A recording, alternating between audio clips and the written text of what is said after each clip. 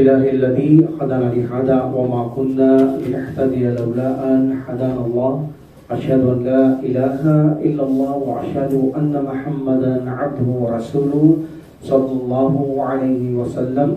السلام عليكم ورحمة الله تعالى وبركاته. Alhamdulillah, nung nakaraan napaksa natin ang patungkol sa tibay tikri na nangangahulugan ito ay sinukat ng Allah subhanahu wa ta'ala ang lahat ng bagay na kanyang lilikha sa pamamagitan ng kanyang walang hanggang kaalaman sa paraang balanse, maayos at perfecto, at itinadhana niya ang bawat bagay sa kabuuan at ipinadala niya ito sa Allo al-Mahfud, ang kabuuan na pangyayari mula sa nangyari at hanggang sa magwakas ang mundong ito. So meaning, nakatala na ang kabuuang mangyayari sa Allo al-Mahfud. At ganun din, mayroon tayong detalyadong talaan ang bawat partikular na mga linikha ng Allah subhanahu wa ta'ala ng mga tao ay mayroon tayong detalyado na kung saan na mangyayari sa atin na maaaring ito ay mayroon magbago, madagdag o mabawasan sa mga itinala ng mga anghel na wala silang kaalaman sa bagay na pagdaragdag ng Allah subhanahu wa ta'ala kapag gusto niya baguhin. Ang Allah subhanahu wa ta'ala lamang ang may kaalaman nito.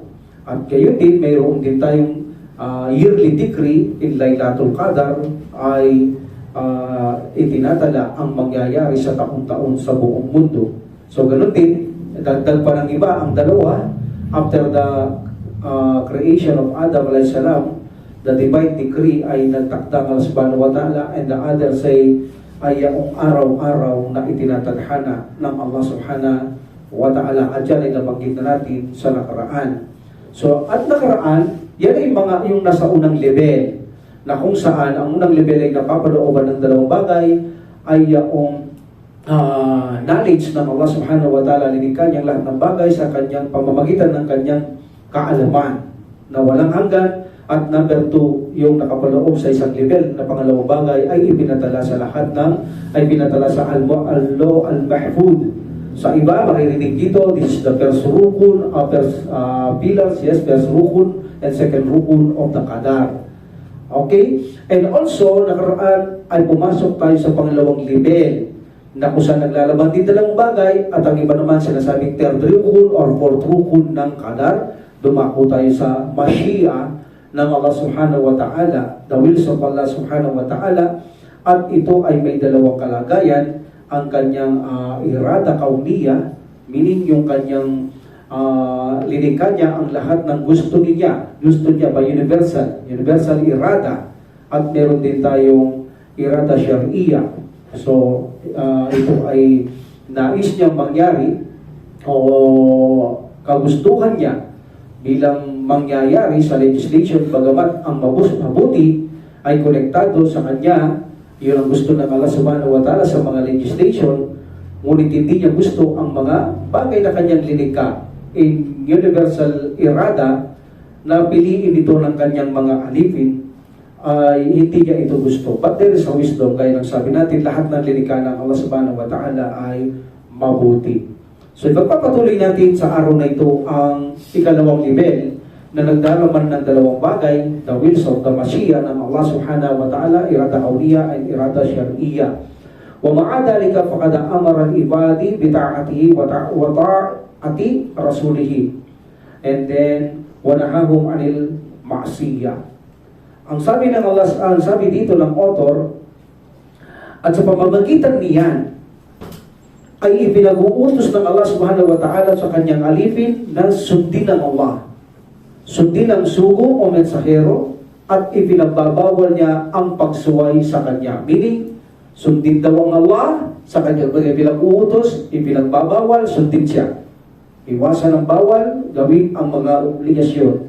Ganon din ang Prophet sallallahu alaihi wasallam, sundin siya sa pamamagitan ng kanyang sunnah, at ipinagbabawal sa atin na sumuway tayo kay Allah subhanahu wa ta'ala. Of course, ganon din kay Propeta Muhammad sallallahu alaihi wasallam.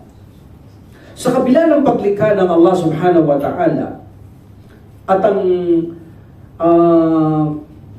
ang mga bagay na kanyang lilikha ay sumasaklaw. Lahat ng ito ayon sa kanyang kaalaman. Sumasaklaw ayon sa kanyang kapangyarihan sa lahat ng bagay. Hindi niya inayahan ang kanyang alipin na may pagpapabaya. Hindi tayo pinabayaan ng Allah subhanahu wa ta'ala. Bagamat mayroong itinadhana ang Allah subhanahu wa ta'ala ng mabuti at masama, hindi niya tayo pinabayaan. Binigyan niya tayo ng guide para malaman ang tama at mali, para makapili tayo kung ano ang ikabubuti natin. At ganoon din, ang Allah subhanahu wa ta'ala, hindi niya ipinagkait sa atin ang pagkakaroon ng pamimili. Meaning, mayroon tayong choice sa ating mga ginagawa. Hindi niya ipinagkait, naging malaya tayo sa ating sarili na pumili tayo kung ano ang nais natin. But sometimes, alam natin, ang tao, pumipili siya ng masama. But sometimes, pumipili tayo ng mabuti. But alam natin, ang mabuti, yun ang gusto ng Allah subhanahu wa ta'ala. That's why ugalihin natin piliin palagi ang mabuti dahil mayroon tayong malayang pagpipili sa mabuti at masama. That's why makikita ninyo, ang Allah subhanahu wa ta'ala ay nagpapatunay na pinag-uutusan tayo. Sabi niya, ng author dito, na maging masunurin kayo. Meaning kapag inuutusan ka, mayroon kang malayang pumili, kaya nga inuutusan ka. Meaning ito ay may posibilidad na mangyaring sumuway ka at hindi ka sumunod. O kaya naman ay maaaring sumunod ka at hindi ka susuway. That's why inuutusan ka. Parang magulang yan eh. Kapag inutusan niya ang anak, there's a possibility, magagamit ang pag-uutos sa posibilidad na maaaring tumanggi o sumunod ang bata. That's why dito sa tekstong ito, nagpapakita na tayo ay malaya na pumili sa ating mga nais. Binigyan tayo ng malayang pagpili ng Allah subhanahu wa ta'ala, meaning malaya ka, may choice ka sa iyong buhay. Hindi ka pinwersa ng Allah subhanahu wa ta'ala na gawin mo ang isang bagay na masama. Hindi ka niya pinwersa. Kapag ginawa mo isang masamang bagay, ikaw ang gumawa nun. Ikaw ang pumili nun. Hindi niya itinakda sa iyo na automatic na wala kang kalayaan tulad ng paniniwala ng Jabariya na walang choice ang tao. Ang original na aksyon ng tao ay ang Allah subhanahu wa ta'ala. Meaning wala kang choice. Gagawin mo kung ano ang nakasulat na nakatakda sa iyong masama. Subhanallah. O bakit pa nag-uutos ang Allah subhanahu wa ta'ala kung wala ka rin naman palang choice? Ang pag-uutos ay maaari lamang gawin sa mga may posibilidad. Hindi pwedeng gawin sa walang posibilidad. Hindi mo pwedeng utusan ang walang posibilidad na tumanggi. Wala. Uutusan mo ang taong walang karapatang tumanggi, wala. Mangyayari yun. That's why, maling-mali ang sinasabi ng Jabariya na ang Allah subhanahu wa ta'ala ang lumikha ng gawa ng tao. At ito'y mangyayari mismo sa gusto ng Allah na wala kang choice. So, hindi ito tama. Ang tandaan natin, ang pag-uutos ay nangyayari lamang sa mayroong posibilidad na tumanggi at sumunod.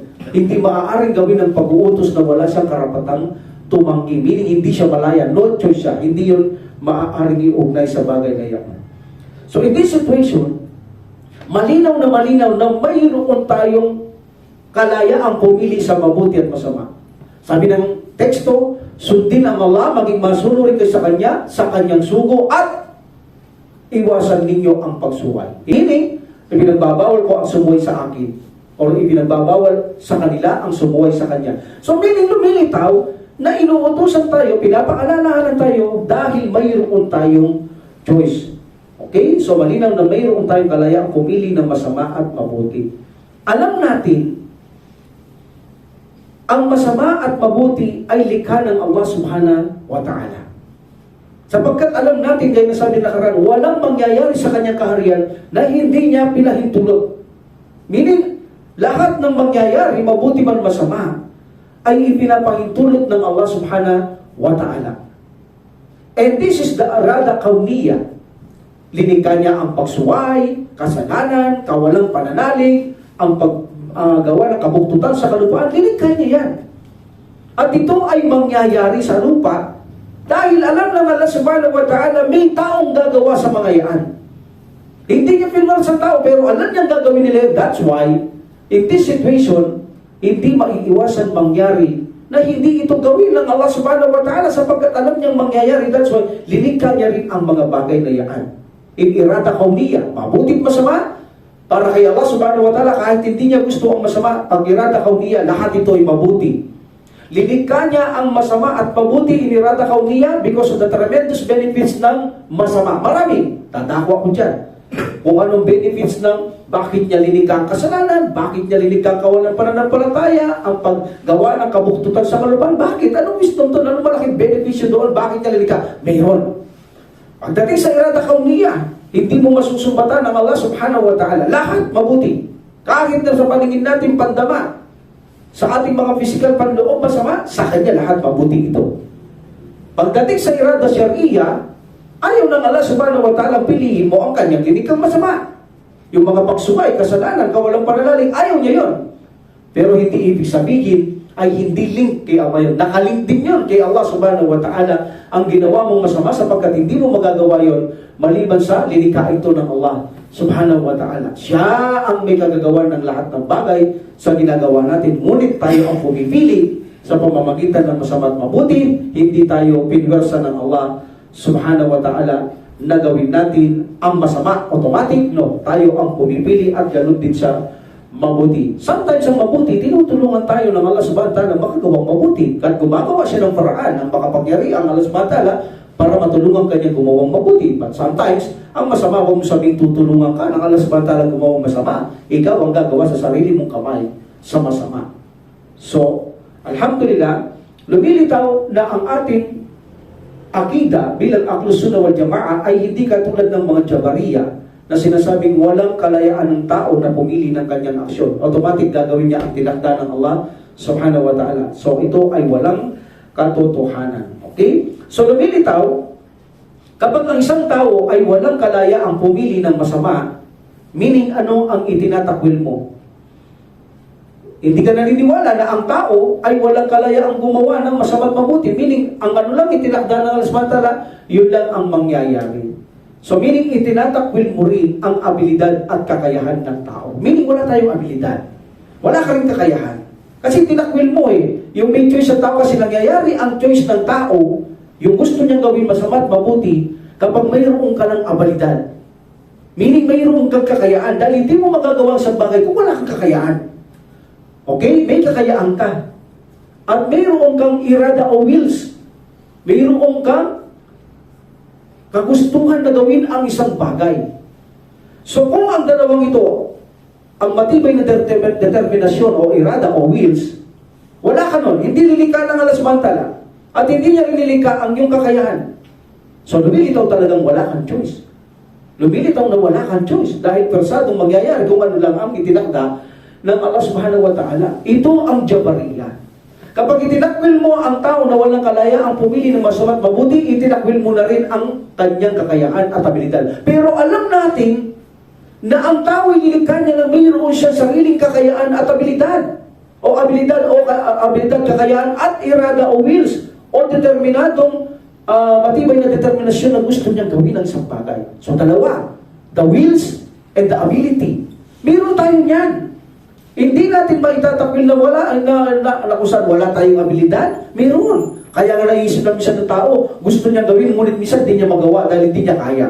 Pero pag kaya niya, gagawin niya. At mayroon din determinasyon na gusto niya gawin or irada or wills. So kung mayroon tayo niyan, meaning lumilitaw na mayroon tayong choice. Dahil ang mayroon nito ay tiyak na mayroon siyang sariling malayang makapamili ng masama at mabuti. At alam natin, ang abilidad at ang wills o irada ay lilikha sa atin ng Allah subhanahu wa ta'ala. That's why kung ito'y lilikha ng Allah subhanahu wa ta'ala, ang wills, kagustuhan natin at kalayaan natin o abilidad natin, lilikha ng Allah subhanahu wa ta'ala sa atin, lahat ng gagawin natin ay lilikha ng Allah. Dahil kung wala ang abilidad at wills o irada, hindi ka makagagawa ng iyong gusto. Pero dahil sa mayroon kang irada at abilidad, nakagawa ka ng gusto mo. Meaning kung lilikha ng Allah sa iyo ang abilidad at irada, lahat ng gagawin mo ay likha din ng Allah subhanahu wa ta'ala. Ba't niya lamang, kahit lilikha ng Allah subhanahu wa ta'ala, mayroon siyang ayaw. Yung lahat ng mga pagsuway sa kanya, sinasabihan niya tayo, huwag natin gagawin. Ito'y hindi pinwersa ng Allah subhanahu wa ta'ala. Gagawin mo, ikaw ang gumawa. Pero hindi ang gusto ng Allah subhanahu wa ta'ala in legislation, but this ay link to the wills of Allah. Dahil walang mangyayari maliban sa kapahintulutan ng Allah subhanahu wa ta'ala. So malinaw na tayo ay mayroong malaya sa ating sarili na pumili ng mabuti at masama. That's why sinasabi ng Allah subhanahu wa ta'ala, la yukallifullahu nafsan illa wus'aha. Hindi niya binigyan ng pasarin ang isang tao ng lampas sa kanyang kakayahan. Yan ang isang patunay, that is the proof na ang tao ay maaring sumunod kay Allah subhanahu wa ta'ala at lumayo sa kanyang ipinagbabawal. O maaaring hindi siya sumunod sa Allah subhanahu wa ta'ala at lumapit sa kanyang mga ipinagbabawal because binigyan kanya na kung saan nakakayahan sa iyong sarili na hindi lalampas naman sa hangganan. So meaning, gawin mo ang mga bagay sa abot ng iyong makakaya.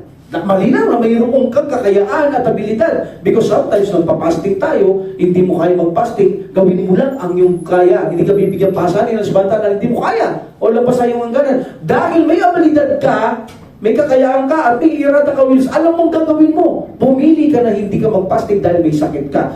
That's why lumilitaw na ang tao ay malinaw na mayroon itong kalayaang pumili sa mabuti at masama. Alhamdulillah. So in this situation, sinabi din ng Allah subhanahu wa ta'ala in Quran, a'udhu billahi minash shaitanir rajim, I think this is chapter 76, verse 3, inna hadaynahu sabila imma syakiraw wa imma kafura.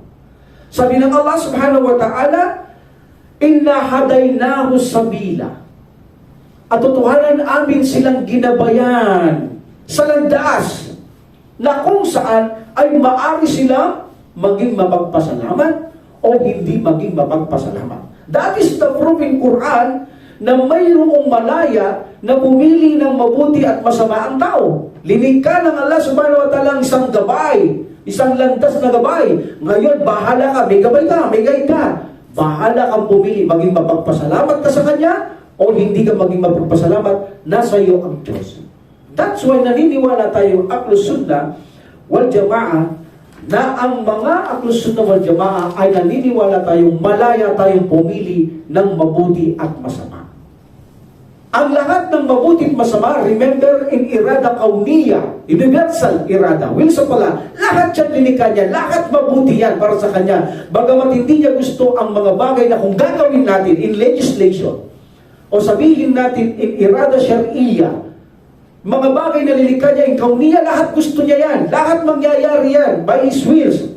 Mangyayari ang mga yan. At nangyayari yan kahit lilikha niya ang mga bagay na hindi magaganda sa tingin natin masama, mayroon tremendous benefits kung bakit niya ginawa, ay paliliwanag ko yan. Ngunit kapag ginawa mo at pinili mong masama na kung saan lilikha niya, ikaw niya, ayaw niya yan.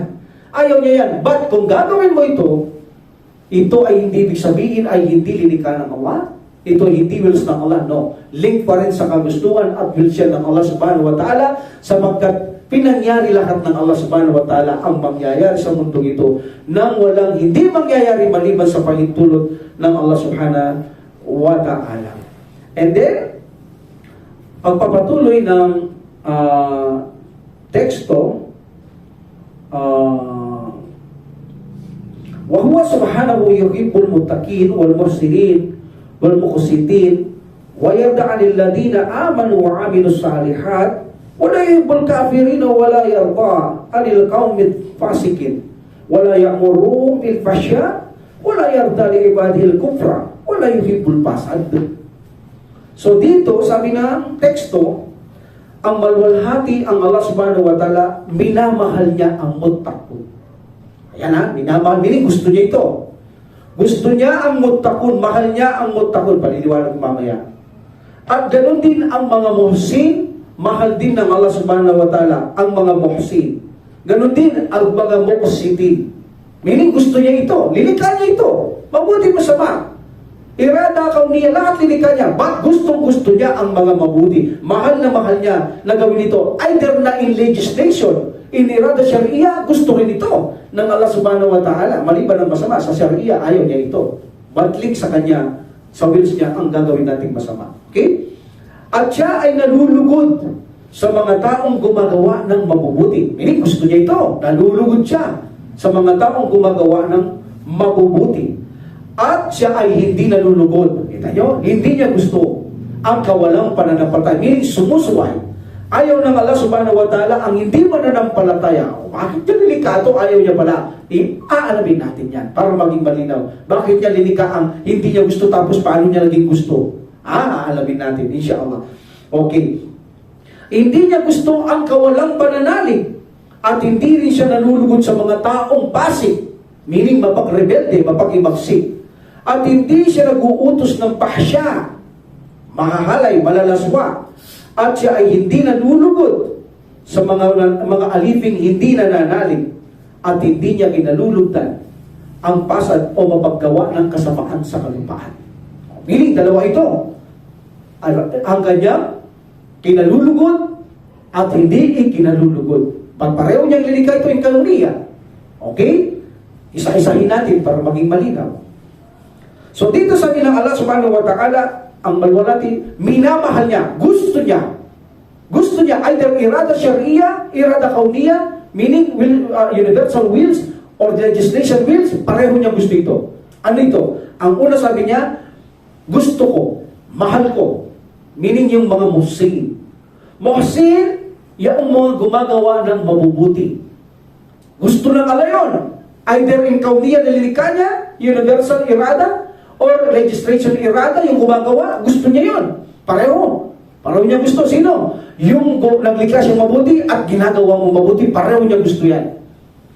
Pero paano natin ipaliliwanag ang mabuti?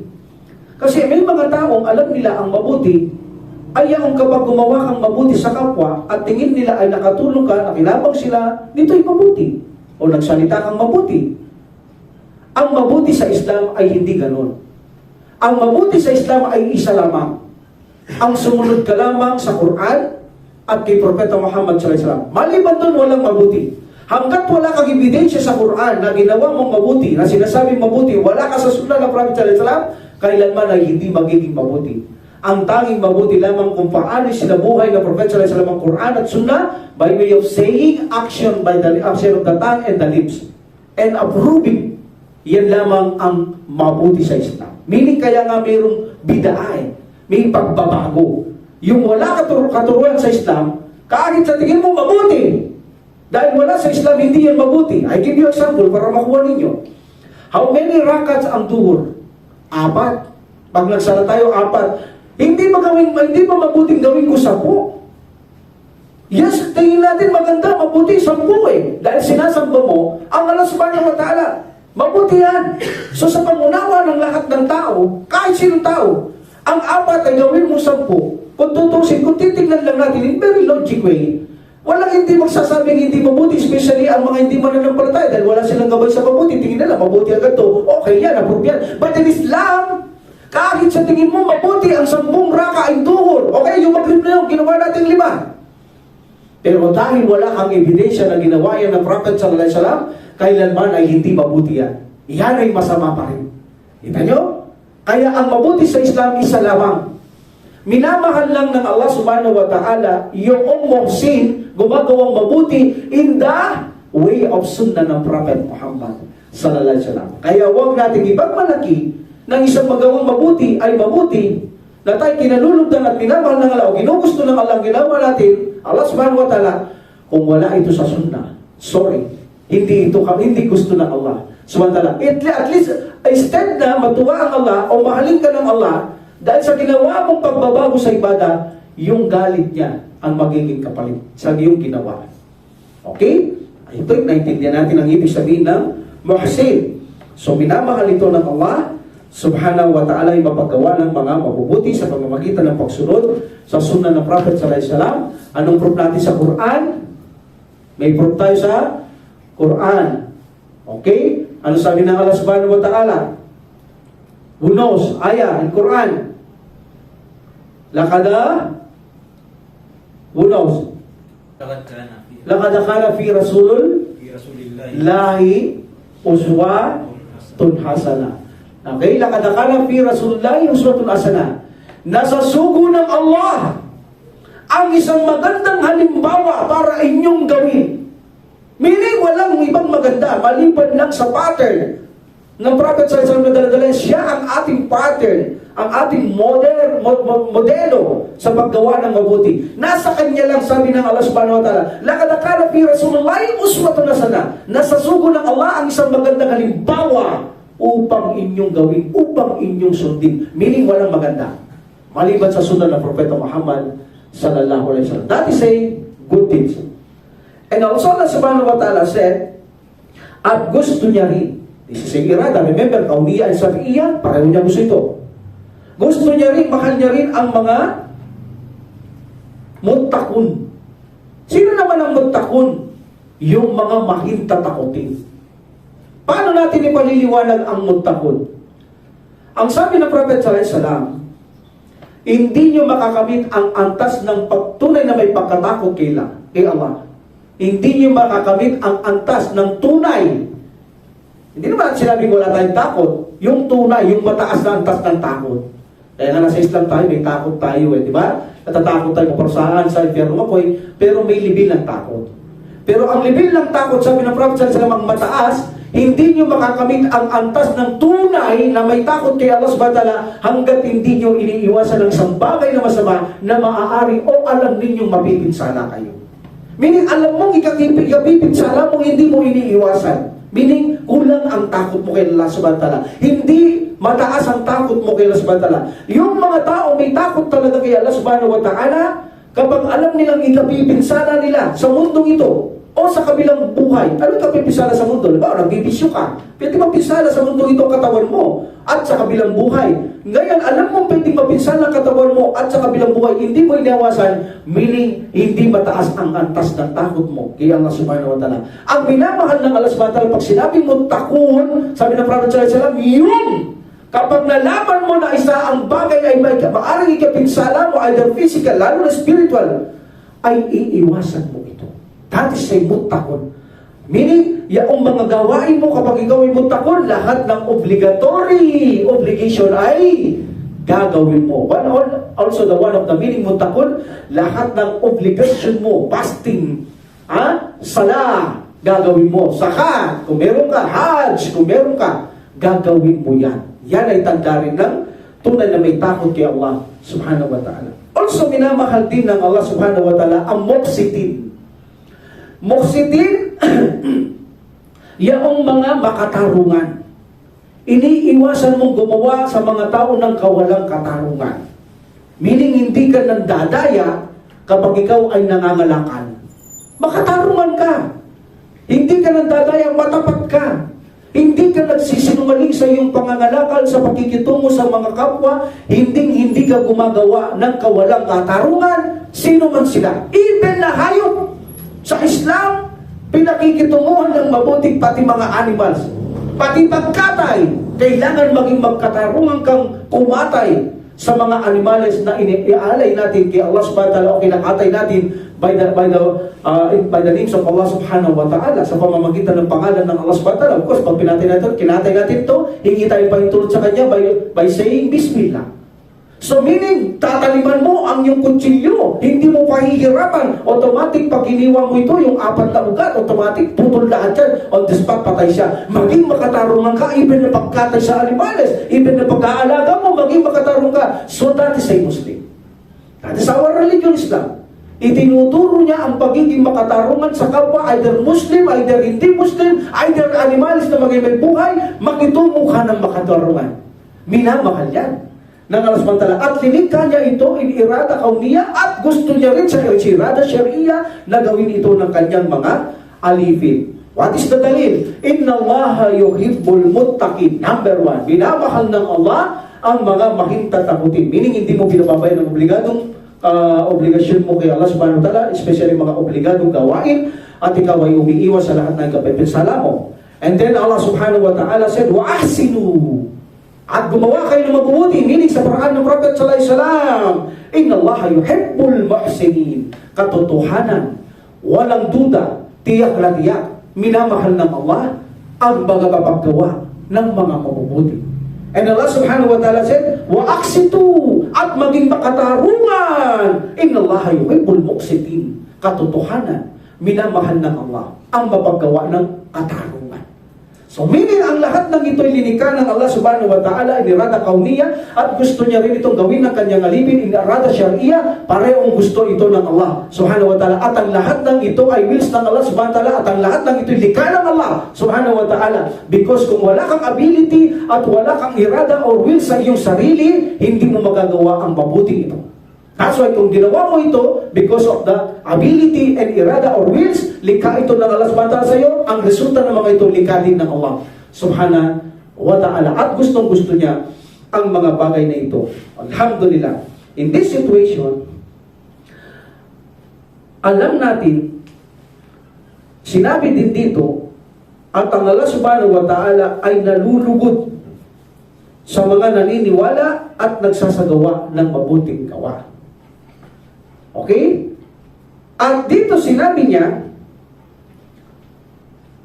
at siya ay hindi nalulugod sa kawalang pananampalataya ng tao. Okay? So in this situation, sabi ng Allah subhanahu wa ta'ala, nalulugod siya sa mga naniniwala sa Kanya. They make shahada, asyhadu la ilaha illallah, wa asyhadu Muhammad Rasulullah, at sila'y gumagawa ng mabubuting gawa. Meaning, hindi lang yung mga obligasyon natin. Gumagawa din sila ng mga rekomendang gawa, mga mabubuting gawa ay sa turo ng pananampalatayang Islam. Mapaggawa sila ng mga mabubuting gawa. So in this situation, anong sabi ng Allah subhanahu wa ta'ala? Asa dalil? وَالسَّابِقُونَ الْأَوَّلُونَ مِنَ الْمُهَاجِرِينَ وَالْأَنْصَارِ وَالَّذِينَ اتَّبَعُوهُمْ بِإِحْسَانٍ رَضِيَ اللَّهُ عَنْهُمْ وَرَضُوا عَنْهُ. Ano sabi natin kanina? Si Allah subhanahu wa ta'ala ay nagagalak, natutuwa, nagagalak, nasisiyahan sa mga naninimpalataya at gumagawa ng mabuti. What is the dalil? Sabi ng Allah subhanahu wa ta'ala, ang mga unang nag-embrace muhajirun at mga ansar. Muhajirun yung Makkah, pumunta Madina. Ansar yung tumulong sa mga nag-hijra from Makkah to Madina. And then sabi niya, at sumadya ang mga sumunod sa kanila. Meaning, sumunod sa muhajirun, sa mga ansar, mga Muslim. Nakatulad ang kanilang mga ginagawa. Mabubuti ang kanilang ginagawa. Si Allah subhanahu wa ta'ala ay magagalak sa kanila.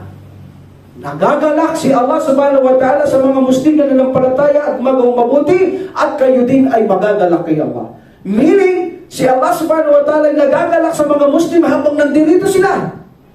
Nagagalak siya sa inyong mga ginagawa, sa ating ginagawang mabubuting gawa, at magagalak din kayo. Meaning sa kabilang buhay, kayo naman ang magagalak dahil papalitan ng Allah subhanahu wa ta'ala ang inyong pananalig at pagsunod sa Kanya. Sabi niya, Prophet sallallahu alaihi wasallam, ang paggawa ng mga mabubuti, kinagalakan ng Allah subhanahu wa ta'ala, kinalugtan ng Allah subhanahu wa ta'ala, until finally kinahabagan ka ng Allah subhanahu wa ta'ala, ikaw naman, sabi niya, ang magagalak. Kayo naman ang magagalak. Sabi ng Allah subhanahu wa ta'ala, waradu'an, at sila'y magagalak kay Allah. Why? Ipagkakalog niya ang paraiso sa kabilang buhay. So, meaning, ang mga itong ginawa ng Allah subhanahu wa ta'ala by irada kauniya ay gustong-gusto ito ng Allah subhanahu wa ta'ala. Another dalil. Innal ladina amanu, yung nanampalataya, wa amilus salihat, at gumawa ng mga mabubuting gawa, ulaika humul khairul bariyah. Ulaika humul khairul bariyah. So, ang kanilang reward, sabi ng Allah subhanahu wa ta'ala, ito ang mga gumagawang mabuti, naniwala at gumagawa ng mabuti, sila ang pinakamainam sa mga lilikha. Jazaohum inda rabbihim jannatin tajri min tahtiha al-anhar khalidina fiha abada. Ang kanilang gantimpala ay paraiso na sa ilalim ng mga puno dito ay may mga ilog na umaagos. Sila'y mananahanan sa paraiso nang walang hanggan, walang kamatayan. Meaning, hindi magtatapos katulad ng mundo ito. Lahat ng kaligayahan, kasiyaan doon, walang kamatayan, walang katapusan. Habang buhay na masaya, maligaya ang papasok sa paraiso. Sabi ng Allah subhanahu wa ta'ala, at si Allah ay magagalak sa kanila. Radiyallahu anhum. At si Allah ay nagagalak sa kanila, waradu'an. At sila rin ay magagalak dahil na sila, sa Allah subhanahu wa ta'ala, dahil pinapasok sila sa paraiso. Now, dakuhan natin, ang sabi ng Allah, ng teksto, at hindi minamahal ng Allah subhanahu wa ta'ala ang kawalang pananampalataya. O bakit niya naman lilikato mamaya? Bakit niya lilikang hindi niya gusto tapos gusto niya? Paano niya naging gusto hindi niya gusto? No? Alhamdulillah. So in this situation, sabi ng Allah subhanahu wa ta'ala, hindi niya kinalulugdan, hindi niya gusto, Hindi niya mahal ang kawalang pananalig. Like for example, paintawallaw, kapag sila'y tumalikod, biling hindi sila nanampalataya kay Allah subhanahu wa ta'ala, hindi sila pumasok sa Islam, ayaw nila ang Islam, ibinarinig nila, paintawallaw, innallaha, katotohanan ng Allah, la yuhibbul kafirin, hindi minamahal ang hindi mananampalataya. Lahat ng tao nakikita niyong nagpapakabanal, nagpapakabuti, gumagawa ng mabuti, nagtuturo mabuti, ngunit hindi sila Muslim. Lahat sila hindi minamahal ng Allah subhanahu wa ta'ala. Kahit pamilya natin, talagang ganun. Kapag hindi sila ginabayan ng subhanahu wa ta'ala, wala tayong magagawa. Hindi sila mahal ng Allah subhanahu wa ta'ala. Siya may alam niya kung bakit hindi ginabayan. Siya may alam niya, hindi tayo. Ang talanahanin natin makatarungan ng Allah subhanahu wa ta'ala, alam niya ang dahilan kung bakit hindi niya gagabayan ang isang lilikha. Siya ang may alam ng lahat ng bagay, ang pinagmaalam, ang hindi nagkakamali, at hindi nakakalimot ang Allah subhanahu wa ta'ala.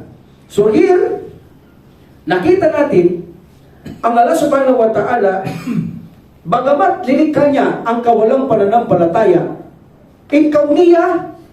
inirada kauniya, lilikha niya ito, lahat gusto niya ito, in kauniya, because there is tremendous benefits, there is wisdom. Pero kung in legislation, in Sharia, kapag ginawa mo ang kawalang pananampalataya, hindi niya gusto ito. But there's a link in the wills of Allah subhanahu wa ta'ala, at lilikha niya ang bagay na ito. Yes, that's the irada kauniya. Lilikha ng Allah subhanahu wa ta'ala. Ngunit huwag natin sabihin na itong lilikha niya na masama ay piliin natin, ay gusto niya. Hindi niya gusto. Ngunit ito ay likha ng Allah subhanahu wa ta'ala at link sa wills ng Allah. Sa kagusto niya ang ating mga ginagawang masama. Tandaan natin, in kauniya, may kaibahan, lilikha niya ang mabuti at masama, lahat mabuti because there is a wisdom. There are tremendous benefits. But kapag pinili mo ito in legislation, ayaw ng Allah subhanahu wa ta'ala to. Bagamat mangyari pa rin sa iyo, ipaliliwanag natin bakit mangyayari sa iyo yan. Dahil lilikha niya, mangyayari sa iyo. There is a tremendous also benefits. Hindi natin masisising Allah subhanahu wa ta'ala, mabuti, masama, lilikha niya. Lahat yan, mayroong mga resultang magaganda kay Allah subhanahu wa ta'ala kung atin lamang itong pagmumuni-munihan. Okay? Alhamdulillah. And then, kamaya balikan yan, insyaAllah. At sinabi ng Allah subhanahu wa ta'ala, ng teksto dito, at siya ay hindi nalulugod sa mga pasig. Kinutba ko kahapon to. Yung pasig, dalawa ang kahulugan nito. Either believers o either disbelievers. Sabi na dito, ng teksto, at ang Allah subhanahu wa ta'ala ay hindi nalulugod sa mga mapakimagsik. That is pasig, rebellious. Hindi nalulugod ang Allah subhanahu wa ta'ala. فَإِنْ تَرْضَوْا عَنْهُمْ فَإِنَّ اللَّهَ يَرْضَى عَنِ الْقَوْمِ الْفَاسِقِ. Kung ikaw ay nalulugod sa kanila, katotohanan ng Allah, hindi nalulugod sa mga mapaghimagsik. Kung ikaw nalulugod ka. Pero ang Allah subhanahu wa ta'ala, hindi siya nalulugod sa mga mapaghimagsik. At alalahanin natin, ang paghihimagsik, tandaan natin, ito ay reverse sa disbeliever at believer. Paano natin ipalilitaw ang proof sa mga disbeliever na ang pasik ay hindi gusto ng Allah subhanahu wa ta'ala? What's the proof in Quran? Na ito ay for the disbeliever. Apaman kana mu'minan kaman kana fasika, la yastawun. Amma alladhina amanu wa amilus salihat, sabi ng Allah subhanahu wa ta'ala, falahum jannatul ma'wa nuzulan bima kanu ya'malun. Wa amma alladhina fasaku, pama'wahumun nar.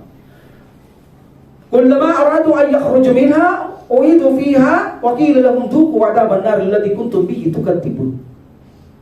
Sabi ng Allah subhanahu wa ta'ala, magkatulad ba ang mga mu'min, mga magagawang mabuti, mananampalataya at mapaghimagsik? Sabi niya, la yastawun, hindi magkatulad. Dahil ang mga gumagawang mabuti, ang gumagawa ng mabuti at nananampalataya kay Allah subhanahu wa ta'ala, ang kanilang tahanan ay jannatul ma'wa nuzulan bima kanu ya'malun. Ito ang kanilang tahanan dahil sa kanilang ginawang mabubuti. But wa ammal ladina fasaku, at para sa mga mapaghimagsik, pama'wahumun nar. Ang kanilang mga tirahan ay ang apoy, pama'wahumun nar. Kullama aradu, every time na gusto nila, an yakhruju minha, na lumabas sa impyernong apoy ng mga mapaghimagsik na ito, uidu fiha, ibabalik sila dito, wakilalahum, at sasabihin sa kanila, duku, lasabin ninyo, tikman ninyo, duku adaban nari, tikman ninyo ang parusa ng apoy, alladhi kuntum bihi tukadzibun, na kung saan nakagalian ninyong itakwil. This ayah is for the disbeliever passage. Generally, this is for the disbeliever passage ang ayah na ito. Hindi ito para sa mga Muslim. This is for the disbeliever. At tandaan natin, ang Allah subhanahu wa ta'ala, iba ang kalagayan ng kanyang pagkamuhi sa mga pasikul na disbelievers at Muslim.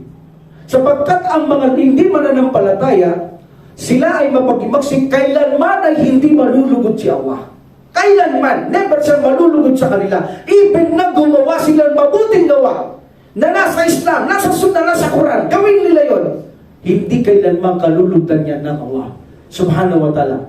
Ang mga tao ito'y mananatili sa kanya na mapaghimagsik dahil ayaw siyang sabay ng subhanahu wa ta'ala, anumang gawin nilang mabuti, masama.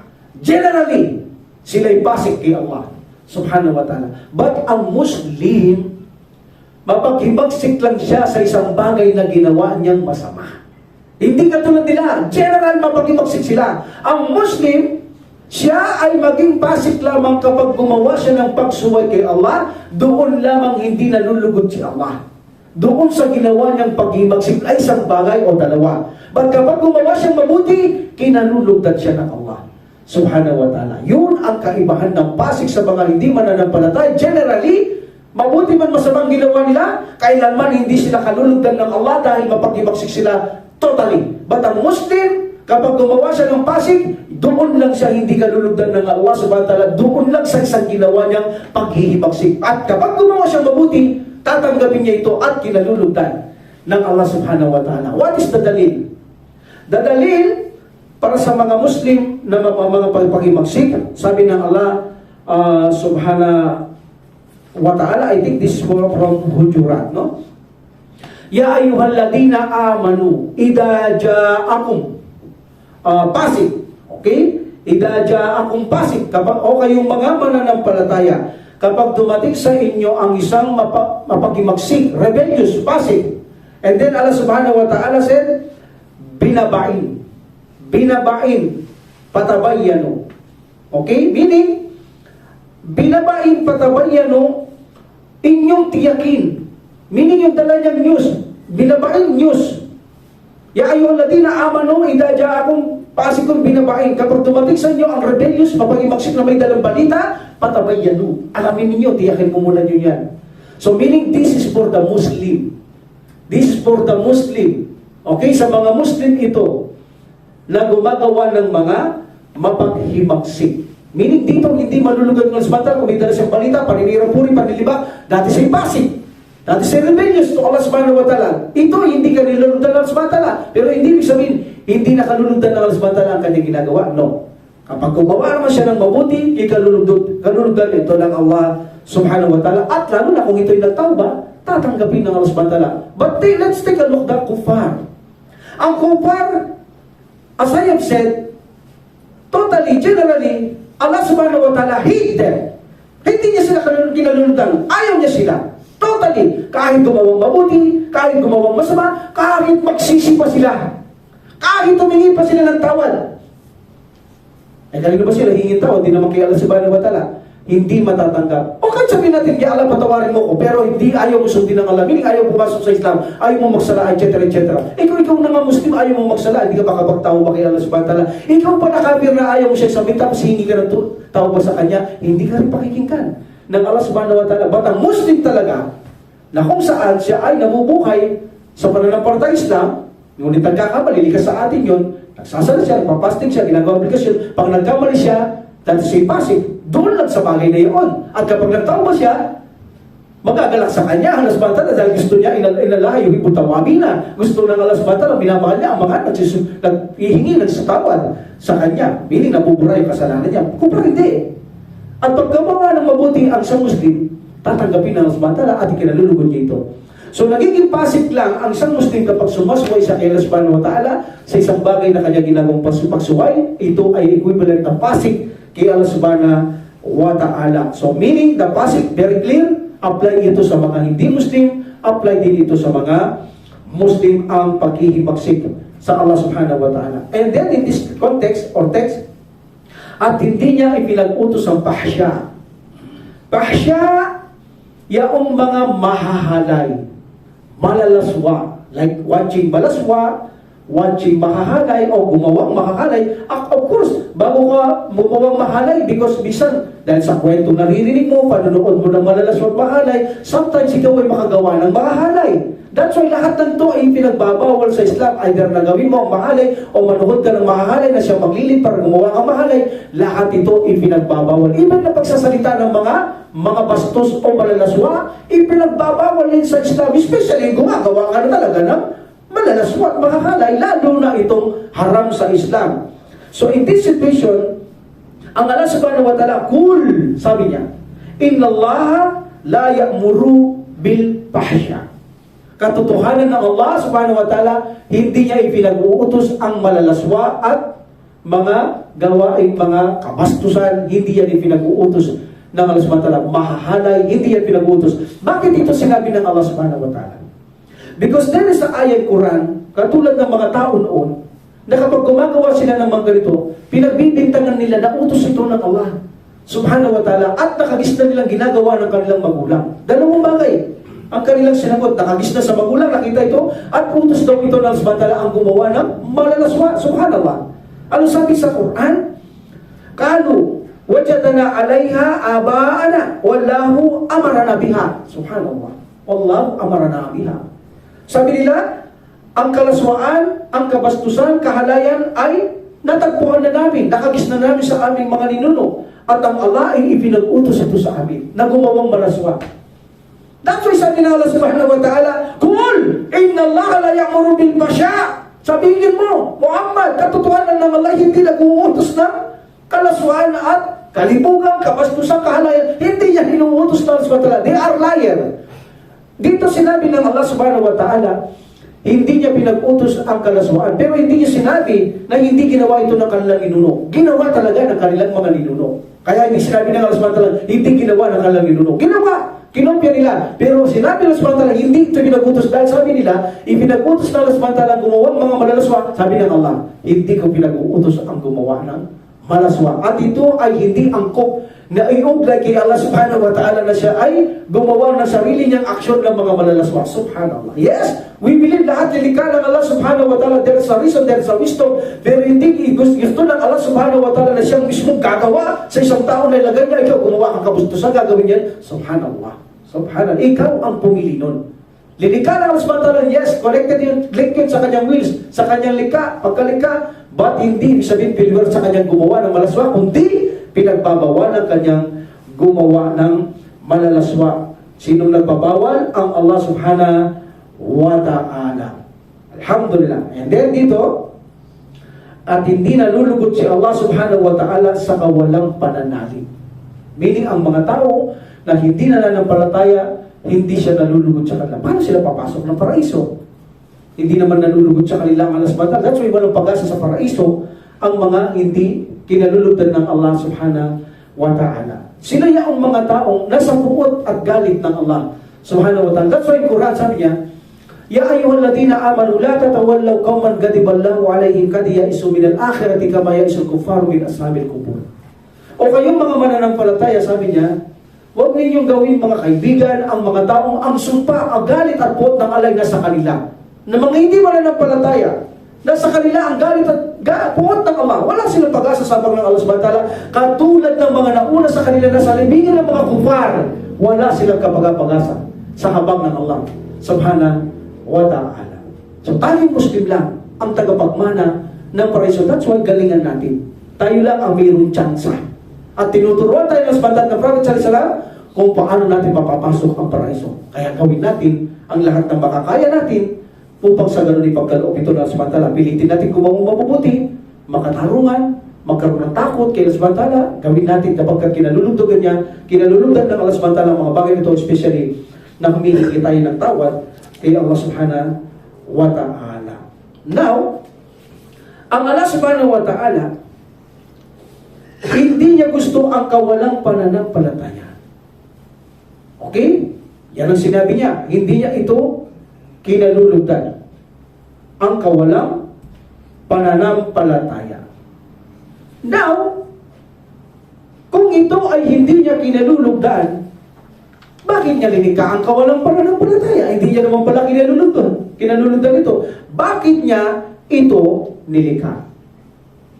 Let's say sabihin natin, irada kauniya, universal wills, masama't mabuti. Nilikha lang Allah subhanahu wa ta'ala. Ba't sabi ko, alladhi asala kulla shay'in khalaqa. Lahat nilikha niya sa maayos na paraan. Mabuti. Perfecto. O paano naging mabuti tapos ayaw niya? Paano niya nagustuhan ang isang bagay na ayaw niya? Alam natin, there is a tremendous benefit sa mga bagay na ito. Dahil sabi ko, masyadong malawak ang kaalaman ng Allah subhanahu wa ta'ala. Kung konti lang kaalaman binigay niya sa atin. Okay? So here, like for example, bakit ang Allah subhanahu wa ta'ala naglikha ng kawalang paralag tapos hindi niya naman gusto? Paano niya ginagustuhan itong likhain? Then sabihin natin, ang Allah subhanahu wa ta'ala, ang mga mananampalataya, mahal niya. Muslim, gusto niya. Insyariya, kauniya. But ang kawalang pananampalataya, kinasusuklaman. Sabi natin, mas mainam. Sabi natin, kinasusuklaman. Ito ng Allah subhanahu wa ta'ala. Yan, kahit ito'y kinasusuklaman ng Allah subhanahu wa ta'ala, pinahintulutan niya itong mangyari ang kawalang pananampalataya. Kahit kinasusuklaman niya ito, pinahintulot niya. Because of the tremendous benefits. Dahil sa matinding benepisyo. Like for example, kung walang pananampalataya, walang pananampalataya, hindi niya ito nilikha. Okay, paano niya malalaman o paano siya magpapasalamat sa mga nilikha o biyaya ng Allah subhanahu wa ta'ala sa kanya ang tao? Sige, maiisip niya ba magpasalamat kay Allah?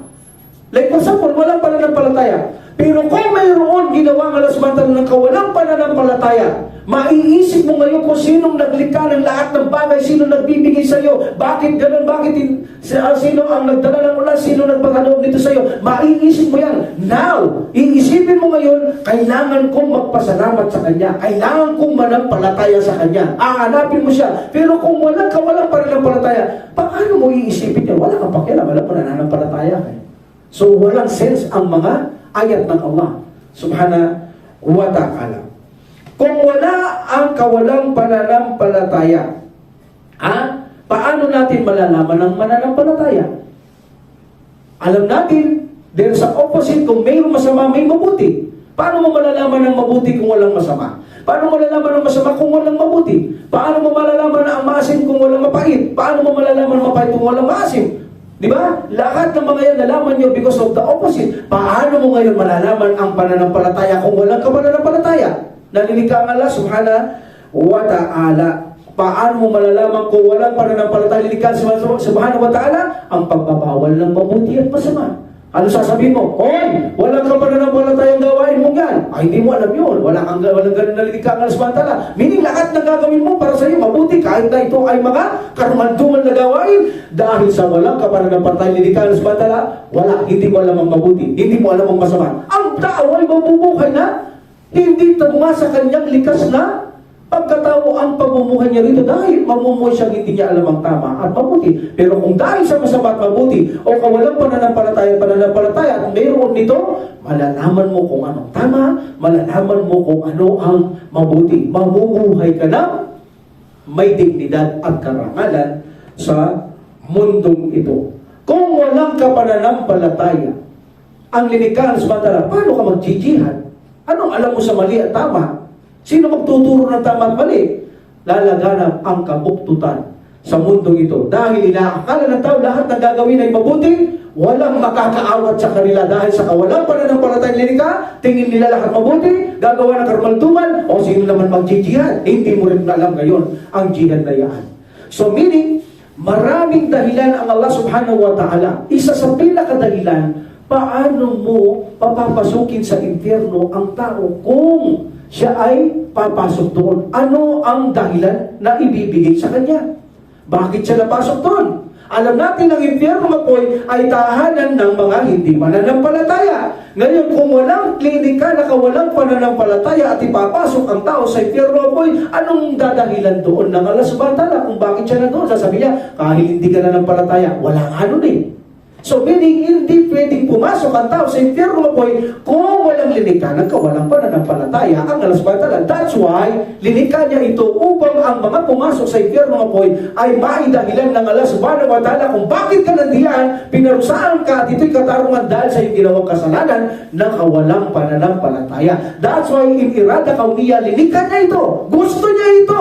But hindi niya gusto gusto na pagdating sa Sharia, piliin mo ito. Ayaw nito. But, yung pinili mo kahit masama, that is a link from the wills of Allah at ito'y lika ng Allah subhanahu wa ta'ala sapagkat walang mangyayari sa kalupaan o sa kanyang kaharian na hindi ipinapahintulot ng Allah subhanahu wa ta'ala. Tingnan natin ang mga sakit. Sakit. Alam natin, ang malusog na katawan, kinalulugdan ng tao. Gusto yan. Malusog ka.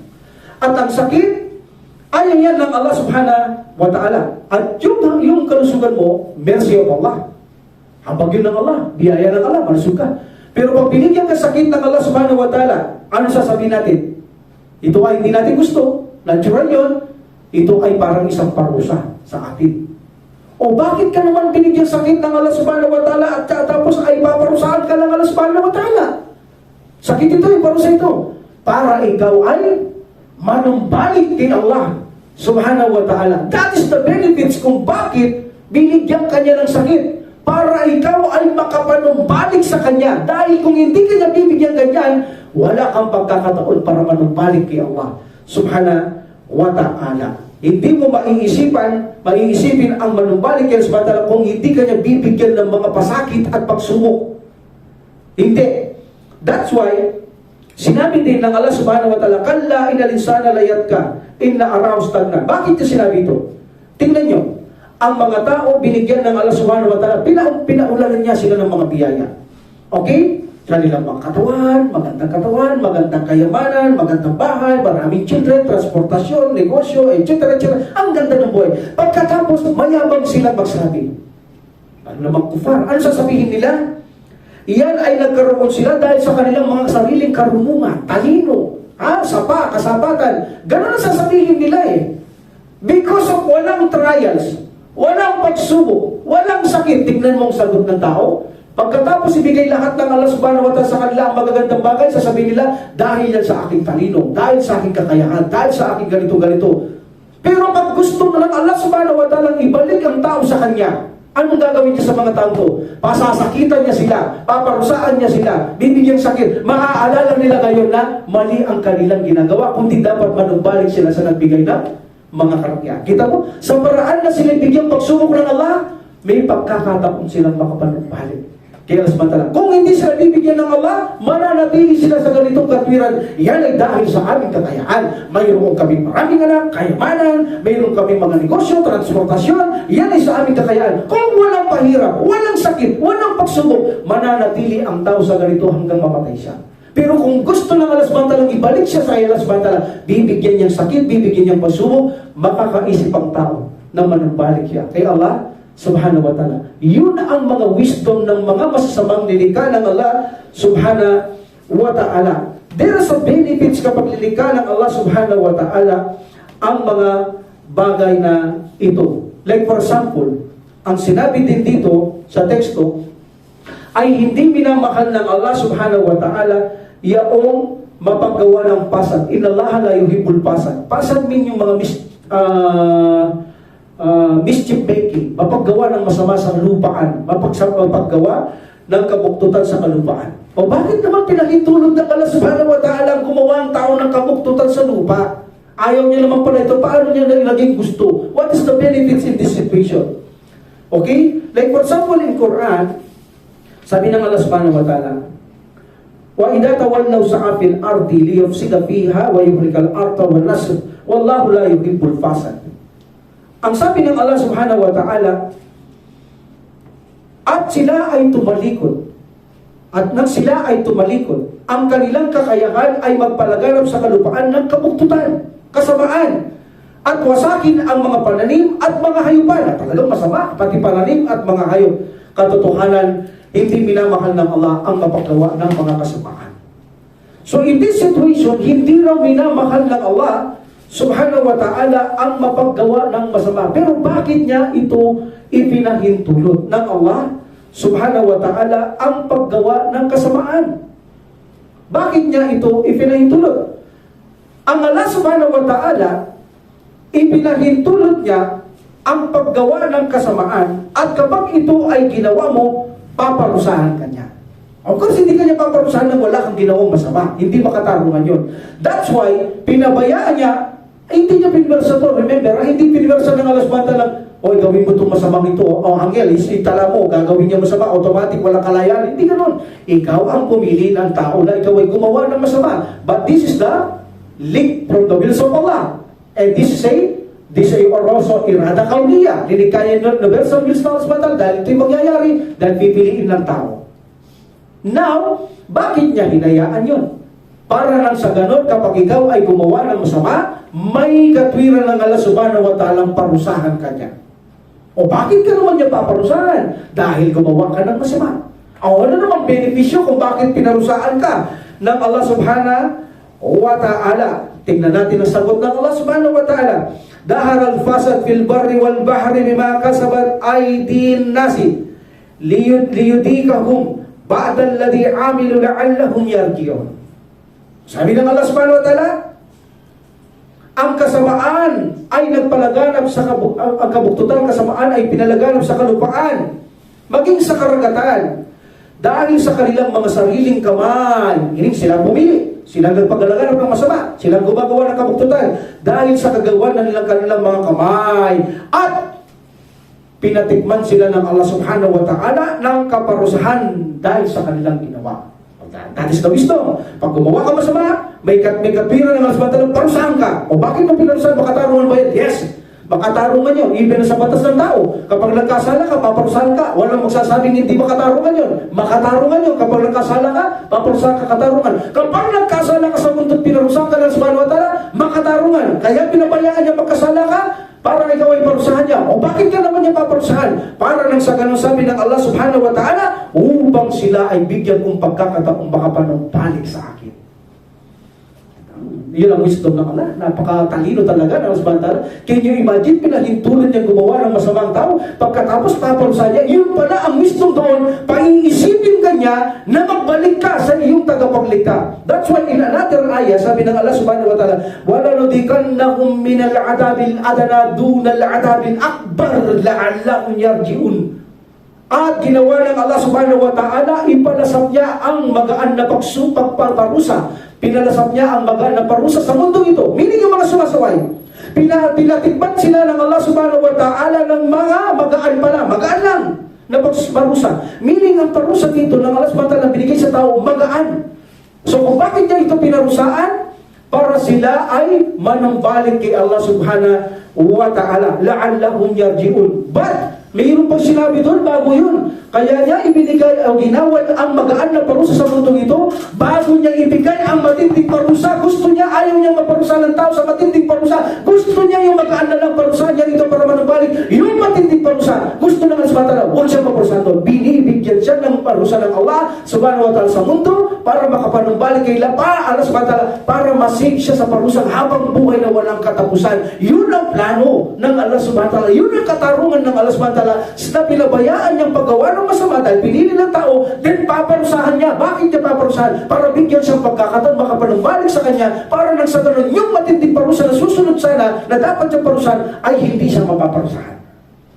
Ganon ang Allah subhanahu wa ta'ala. Hindi natin kaya yung ganyang talino ng Allah subhanahu wa ta'ala. That's why ang lahat ng linika ng Allah subhanahu wa ta'ala in arada kauniya, hindi natin pwedeng questionin ang Allah subhanahu wa ta'ala. Unang-una, pipiliin niya ng tao, alam ng Allah subhanahu wa ta'ala. Pangalawa, binigyan niya ng kalakip lahat ng malalaking benepisyo ang kanyang ginawa. In arada kauniya, lahat ay gusto ng Allah subhanahu wa ta'ala. Bagamat ayaw niya ito sa mga niyang syari'iyya. Irada syari'iyya, ang lahat ng kanyang linika na masama sa irada kauniya, there are tremendous benefits kung bakit ginawa ng subhanahu wa ta'ala. But pagdating sa mga tao, sa batas, ayaw ng Allah subhanahu wa ta'ala na piliin ito. At mayroon pa rin pamamaraan ng Allah subhanahu wa ta'ala. Pag pinili mo ang masamang ito, kung nanaisin ng Allah subhanahu wa ta'ala, kaya kanyang ibalik kay Allah subhanahu wa ta'ala kahit pinili mo ang masama. Bagamat ayaw niya yan because of irada syari'iyya, may paraan ng Allah subhanahu wa ta'ala. Pag ninais niya ang ginawa mong masamang yan na kanyang ginawa ng irada kauniya, kaya niyang gawin na ikaw ay makapanumpaling kay Allah subhanahu wa ta'ala. Alhamdulillah. So kung tatanong natin, like for example, paano sasabihin natin in very logic way na ang isang masama na linika sa bantala ay naging Hindi niya gusto. Kasuklam-suklam, paano yung nangyari na gusto niya rin? Hindi niya gusto, kasuklam-suklam, pero paano nangyari gusto niya na rin? Gusto niya rin. Like for example, ang isang gamot. Isang gamot na mapait. Titikman niyo yung mga peros. Mga babae, hindi ko tinitikman ng peros. Pag may asawa ko, alam ko ang lasa ng peros because of my wife. Sabi niya parang kalawang. Talaga nakakasuka. Pag nangiinom siya, nakikita ko siya, talaga gusto niya magsuka. Kaya ang peros tinitigilan niya bagamat kailangan niya. Nakikita niyo? Pero sabi niya, lasang kalawang. Pero dahil ito ay makakabuti sa iyo, iinumin mo. Hindi mo siya gusto. Di ba? Hindi mo siya gusto. Ba't gusto mo na rin? Ano yung hindi mo na gusto, ba't gusto mo na rin? Hindi mo siya gusto, ba't gusto mo na rin? Ibig sabihin, hindi mo gusto yung bagay na yun, ngunit magiging gusto mo rin because of the result. Dahil doon ka gagaling eh. Hindi mo gusto yung gamot na mapait, napakapakla, napakapait, pero hindi mo gusto ito. Pero dahil sa resulta na gagaling ka, magiging kalma ka, gusto mo rin. Ganun ang Allah subhanahu wa ta'ala. Hindi niya gusto yun, but because of the benefits, gusto yan ng Allah subhanahu wa ta'ala. Another example. Sino ba naman ang tatay? Ito matitito, ibibigay ko sa inyo. Sino ba naman ang tatay na gusto niyang i-cauterize ang kanyang anak ng doktor? What is cauterize? Yung cauterize kapag nakasakit ka para kang nababaliw o nasasakit ang ulo mo o nawawala ka sa sarili mo, ang gamot dyan ay papasuhin ka ng apoy. Kung kilala nyo ang amo ni Khabbab radiyallahu an, na kung saan isa niyang manggagawa si Khabbab radiyallahu an ay pinapaso ng kanyang among babae. Binalikan ito ng Allah subhanahu wa ta'ala sa ginagawa niyang masama, pinarusahan siya ng Allah. Anong gusto ng Allah? Bakit niya pinarusahan? Para bigyan sa pagkakataon makapanumbalik kay Allah subhanahu wa ta'ala. Kung siya naman ay mapagpalabis sa parusa, Allah knows best. So nagkasakit din ito.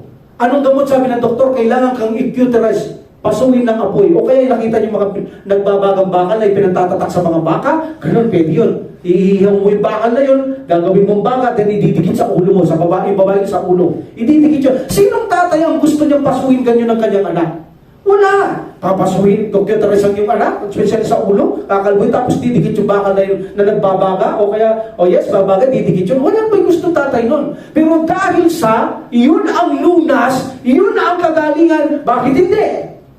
Di ba? Ayaw mo, pero gusto mo na rin. Ayaw mong mangyari, but dahil sa resultang maganda, gugustuhin mo. Ganon ang Allah subhanahu wa ta'ala. Ayaw niya ang mga bagay na masama, but dahil sa magandang resulta, gusto rin ito ng Allah subhanahu wa ta'ala. But ayaw ng Allah, yung kayo ang pipili sa mga bagay na masama.